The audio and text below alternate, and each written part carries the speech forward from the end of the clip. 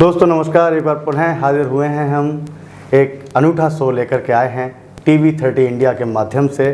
वाह वाह क्या कहने।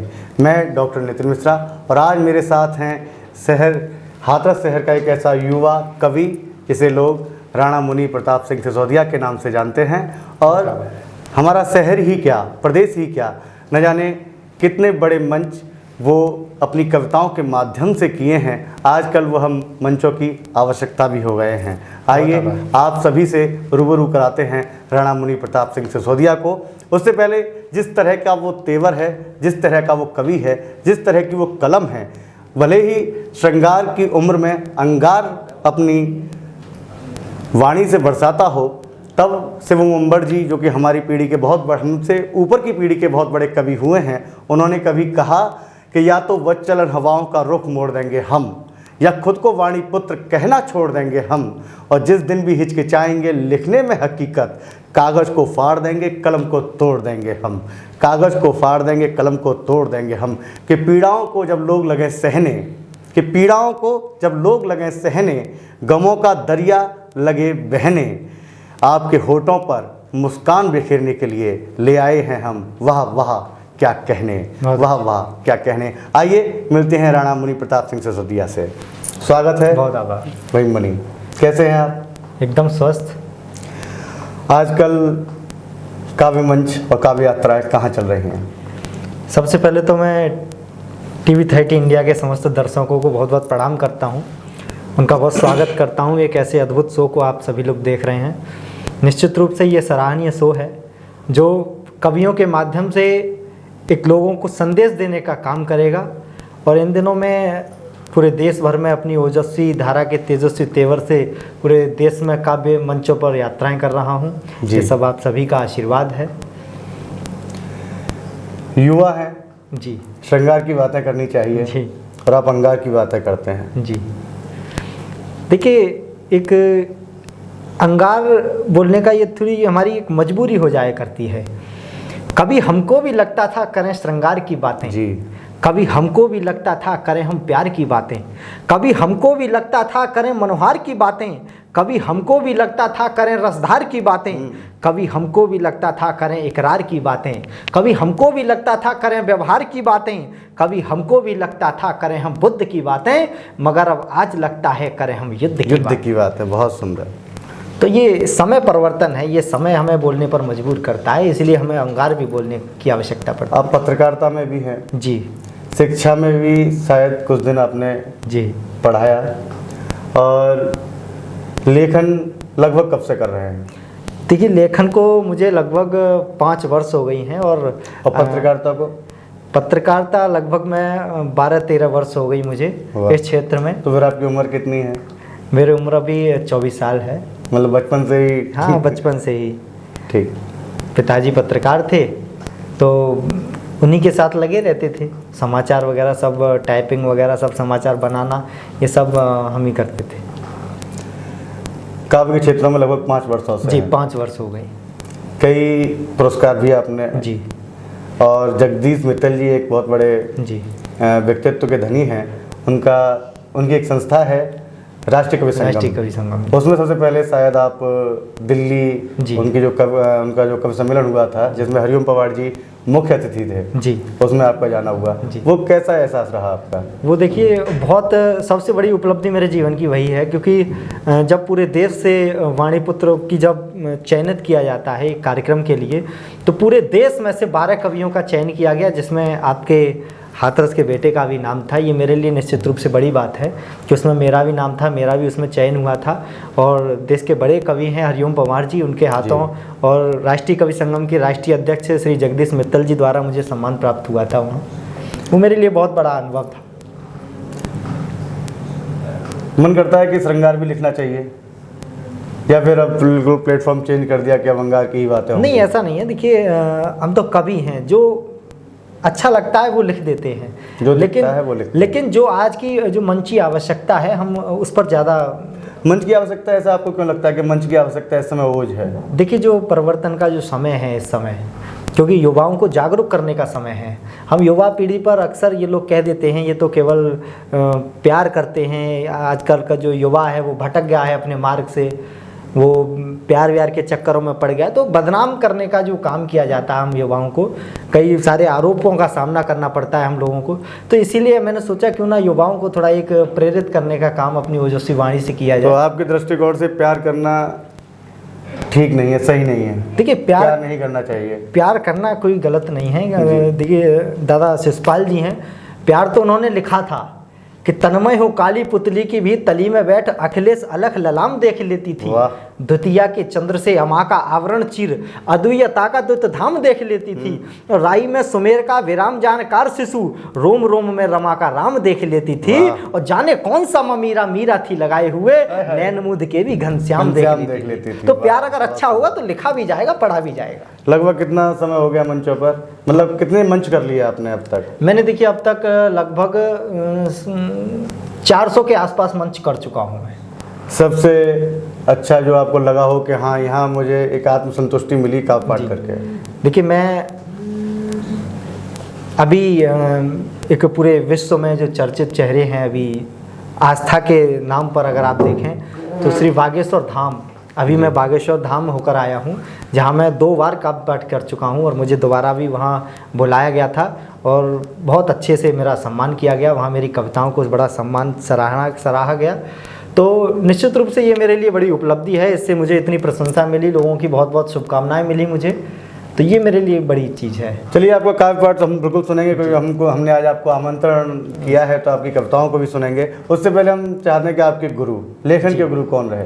देखिए मेरे लेखन के गुरु एक ऐसे व्यक्तित्व हैं जो निश्चित रूप से ये पूरा देश उन्हें महाकवि श्री प्रकाश पटरिया जी के नाम से मध्य प्रदेश जो बुंदेलखंड के हैं, और माननीय अटल बिहारी वाजपेयी जी ने नीचे बैठकर उनको सुना है, तो काव्य गुरु मेरे वही हैं। जब वो आपके गुरु रहे तो एक वाक्य है, लखनऊ चौक पर एक कवि सम्मेलन हुआ था, तब पटेरिया जी बिल्कुल युवा थे। बिल्कुल, क्योंकि पटेरिया जी बहुत बड़े कवि रहे हैं, मैं दर्शकों को बता देना चाहता हूँ, वो उन्हें महाकवि भी कहा जाता है। और जब वो युवा थे उनका पहला या दूसरा मंच था, लखनऊ कवि सम्मेलन में थे और अटल बिहारी वाजपेयी भी उस मंच पर बैठे हुए थे। तब एक वाक़या हुआ, डॉक्टर उर्मिलेश संघधर जी, स्वर्गीय डॉक्टर उर्मिलेश संघधर जी उस कवि सम्मेलन का संचालन कर रहे थे। तब राम मंदिर पर उन्होंने कुछ कविता उन्होंने सुनाई थी अटल बिहारी जी को कह करके कि आप इसको सुने और उसको मनन करें, उसको अमल में भी लाएं। वो लखनऊ का मंच था और उन्होंने कहा था, क्योंकि कवि हैं, कवि अगर सच्चाई नहीं कह पाए कवि हो करके तो वो फिर कवि नहीं है। ऐसा था ना कि सोमनाथ से चले थे, जब सोमनाथ से चला था रथ आपका, तो आपने कहा था कि बुलाया श्री राम ने, जब 6 दिसंबर को ढांचा गिरा हृदय, तो आपने कहा था कि गिराया श्री राम ने। तो ये वो मंच था और उन्होंने फिर अटल जी ने उनको बुलाया, श्रद्धेय पटरिया जी को, तो उन्होंने कहा कि बहुत अच्छा, और मैं ईमानदार कवि हूँ, मैं राजनेता अटल बिहारी को बता दूंगा जी। तो ये उन्होंने कहा था। तो ये कवि का ही सामर्थ्य है जो सच्चाई को सुनने और उसकी पहचान भी, और कलम का एक दायित्व भी बनता है कि जो समाज में हो रहा है उस तरह की बातें भी अपने कलम के माध्यम से कही जाएं। आइए हम आपसे कुछ छंद सुनना चाहते हैं। सबसे पहले तो मैं एक अपना परिचय संक्षिप्त में देना चाहता हूँ एक छंद के माध्यम से, कि जिससे हमारी मातृभूमि का हो अपमान, ऐसा कभी कोई भी मैं काम करता नहीं। जिससे हमारी मातृभूमि का हो अपमान, ऐसा कभी कोई भी मैं काम करता नहीं। जिस नाम में हो उन्माद की झलक मुनि, भूलकर भी मैं ऐसा काम करता नहीं। और कटुता कलुषता से दूर है हमारा घर, अवध नवाबों जैसी शाम करता नहीं। और राणा महाराणा का मैं वंशज हूँ, इसीलिए देशद्रोहियों को मैं प्रणाम करता नहीं। बहुत सुंदर। देशद्रोहियों को मैं प्रणाम करता नहीं। आइए अब आपकी जो मूल रचना है। देखिए ये इस देश की बड़ी विडम्बना है कि उसी के स्वतंत्रता के प्रतीक तिरंगा झंडे को उसी के देश में झुकाने की बात की जाती है, उसी के देश में उसको जला देने की बात की जाती है, उसको उखाड़ कर फेंक दिया जाता है उसी के देश में।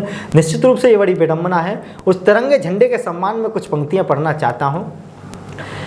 भारत के स्वाभिमान आन बान का प्रतीक, रथ अपना कहीं भी रुकने न देंगे हम। भारत के स्वाभिमान आन बान का प्रतीक रथ अपना कहीं भी रुकने न देंगे हम। किन्हीं भी विदेशी आक्रमणकारियों को अब मीर जाफरों के यहाँ लुकने न देंगे हम। लखन सा अनुराग मिथिलेश सा विराग त्याग महाभागियों का चुकने न देंगे हम। और चाहे कितना भी कोई कर ले प्रयास किंतु अपना तिरंगा कभी झुकने न देंगे हम। अपना तिरंगा कभी झुकने न देंगे हम। और हाँ, इसी तरह का कुछ इसी तेवर के लिए मैं पूरे देश में जाना जाता हूँ। कुछ देशद्रोहियों ने हमको धमकाने की हिम्मत की है। कुछ देशद्रोहियों ने हमको धमकाने की हिम्मत की है। भारत माता के बेटों को अजमाने की हिम्मत की है।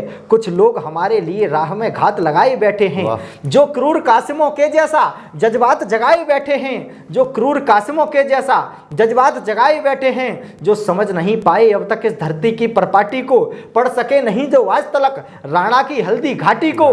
रण कौशल याद नहीं उनको उस झांसी वाली रानी का। पद पर जो अपमान कर रहे माँ गंगा के पानी का। जय चंदों के षड्यंत्र कोई हम सफल नहीं होने देंगे। भारत माता की आंखों को हम सजल नहीं होने देंगे। भयभीत कभी ना होंगे हम तैमूरों से, चंगेजों से।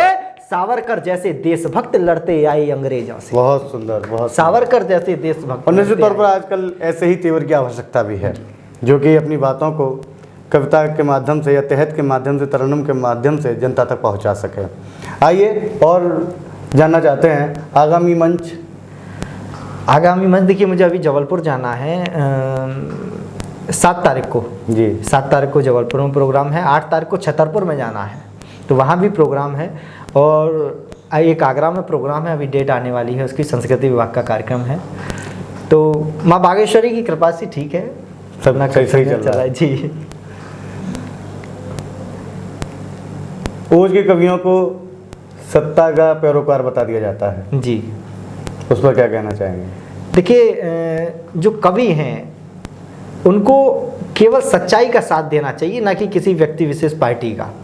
मेरा अपना व्यक्तिगत रूप से यही मानना है, क्योंकि अगर आप कवि होकर भी आप सच्चाई नहीं बोल पाएंगे तो फिर आप कवि नहीं हैं। मैं खुले मंच के माध्यम से किसी भी तरह की, मतलब अगर मुझे लगता है कि इस पार्टी का राजनेता बैठा हुआ है तो मैं ये आवश्यक नहीं है कि अगर सत्य बात है तो मैं सत्यता की ओर कविताएं पढ़ता हूँ। अगर बात गलत है तो मैं गलत बिल्कुल पढ़ने का काम करता हूँ, चाहे सामने मेरे कोई भी मुख्य अतिथि बैठे हों, किसी भी पार्टी विशेष से कोई भी व्यक्ति बैठे हों, कोई फर्क नहीं पड़ता, कोई फर्क नहीं पड़ता। और ये कवियों का दायित्व बनता है कि जो सच्चाई है उसको मंच पर पढ़ने का काम करें, क्योंकि केवल एकमात्र आपके पास ही एक विकल्प है जो देश की तकदीर बदलने का काम कर सकती है। आइए चलते चलते हम राणा मुनि प्रताप से उनकी प्रतिनिधित्व कविता, जिसके लिए राणा मुनि प्रताप के नाम से जाने व पहचाने गए, जिस कविता ने राणा मुनि प्रताप को अपनी एक अलग पहचान बनाई। आप भी सुनना चाहेंगे राणा मुनि प्रताप से वह कविता, और हम भी सुनना चाहेंगे वाह के माध्यम से। जी देखिए, बिल्कुल मैं कुछ कविताएं और, 1-2 कविताएं और पढ़ता हूँ यहाँ, क्योंकि वो पढ़ना इसलिए भी आवश्यक है क्योंकि TV30 इंडिया के माध्यम से लोगों तक पहुँचेगी तो निश्चित रूप से उनको प्रेरित करने का काम करेगी, उनके अंदर एक ऊर्जा भरने का काम करेगी।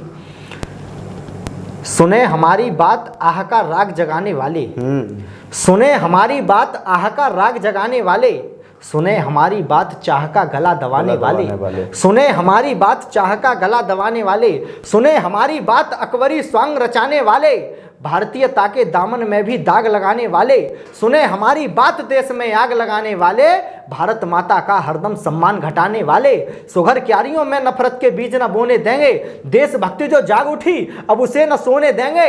एक नहीं अनगिनत गौरियों की सेना हो, लेकिन हुआ आज तक जैसा अब हम और न होने देंगे। हुआ आज तक जैसा अब हम और न होने देंगे। हुआ आज तक जैसा अब हम और ना होने देंगे। कुछ लोग ऐसे भी हैं खुले मंच के माध्यम से माता भारती को अपशब्द कहने का काम करते हैं, उनको गाली देने का काम किया जाता है इस देश में, और ऐसे लोगों को उत्तर प्रदेश की पूर्व सरकार द्वारा यश भारती जैसे सम्मान से सम्मानित किया जाता है। मुझे ये बात बोलने की कोई आवश्यकता नहीं है, मैं पंक्तियां पढ़ना चाहता हूँ, उनको जवाब देना चाहता हूँ आपके चैनल के माध्यम से। बेशक। ऐसा भ्रम मन में जरा सा भी न पालें आप, आपके कुकर्म देख आंखें मीच लेंगे हम। ऐसा भ्रम मन में जरा सा भी न पालें आप, आपके कुकर्म देख आंखें मीच लेंगे हम।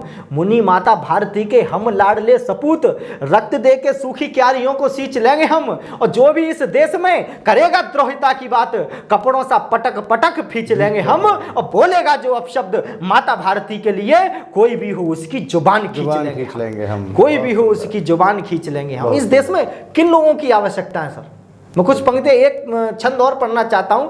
इस देश में किन तरह के लोगों की आवश्यकता है, इस देश को किस तरह के कन्हैया की आवश्यकता है, वो पंक्तियां पढ़ना चाहता हूं मैं। यदि इस देश को बचाना चाहते हो मुनि, द्रोहियों को इस भव्य भूमि से निकाल दो। वाह। यदि इस देश को बचाना चाहते हो मुनि, द्रोहियों को इस भव्य भूमि से निकाल दो। कालिया को नाथना जो चाहते हो कृष्ण जैसा, तो यमुना की ओर गेंद अपनी उछाल दो। तो यमुना की ओर गेंद अपनी उछाल दो। सीता का हरण कोई करे उससे प्रथम, बेटियों के हाथ में कटार और ढाल दो।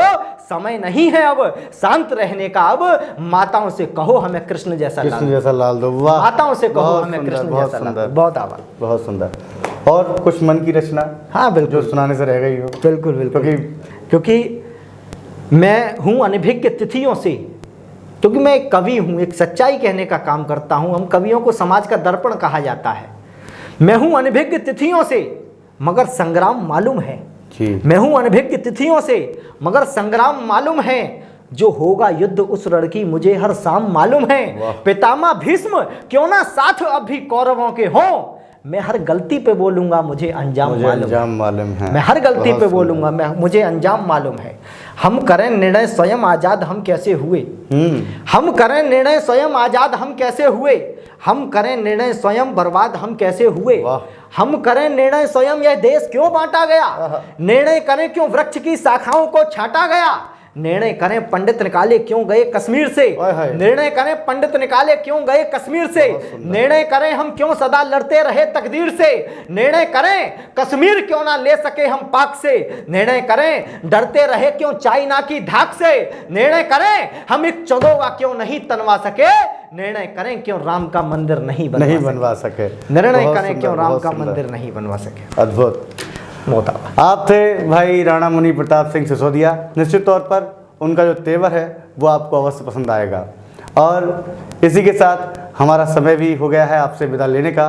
और आप हमें अवश्य बताएं कि ये एपिसोड राणा मुनि प्रताप जिसने बहुत ही अच्छी ओजस्विता की बातें की, एक अद्भुत कविता के माध्यम से आप लोगों को जगाने का भी काम किया, हमें आप अपने कमेंट्स के माध्यम से अवश्य बताएं कि आपको ये एपिसोड कैसा लगा। ऐसे ही हम अन्य कवियों के साथ आपसे रूबरू होते रहेंगे। अब लेते हैं विदा। बहुत बहुत धन्यवाद, बहुत बहुत नमस्कार, बहुत आभार। आप देख रहे हैं TV 30 इंडिया, उत्तर प्रदेश उत्तराखंड।